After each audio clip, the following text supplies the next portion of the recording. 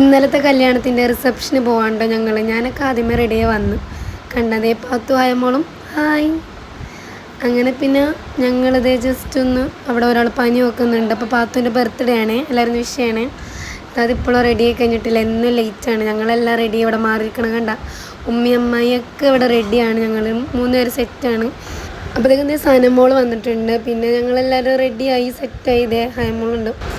പിന്നെ ഞങ്ങളെല്ലാവരും കൂടെ പിന്നെ നടക്കുവാണ്. ചെറിയ മഴയുണ്ട്. റിച്ചു ഒക്കെ അപ്പോൾ ഇതേ ഫ്രണ്ടിൽ പോകുന്നുണ്ട്. അങ്ങനെ ഞങ്ങൾ കല്യാണ വീട്ടിലെത്തിയേ. അല്ലെങ്കിൽ നല്ല തിരക്കുണ്ടെന്ന് തോന്നുന്നു. ഇതാണ് കല്യാണപ്പെണ്ണും ചെറുക്കനും. അങ്ങനെ ഞങ്ങൾ അവിടെ വന്നപ്പോൾ ഇവരിതേ ഇവിടെ ഉണ്ട്.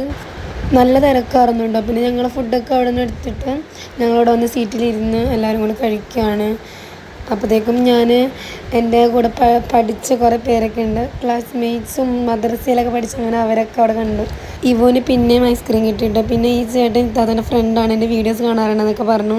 ഐസ്ക്രീമിന് വേണ്ടി വന്നപ്പോൾ നീ അവിടുത്തെ തിരക്കൊക്കെ എൻ്റെ പൊന്നെ കിട്ടോ ഇല്ലെന്നൊന്നും അറിയില്ല. പക്ഷേ ഒടുക്കത്തെ മഴയാണ്. ഞങ്ങൾ അകത്ത് പോയി. അപ്പോൾ അവിടെ കല്യാണ ചെറുക്കൻ്റെ ഉമ്മാനെ കണ്ടിട്ടോ. അങ്ങനെ ഇത് പിന്നെ എൻ്റെ ഫ്രണ്ടിൻ്റെ കുട്ടിയാണ്.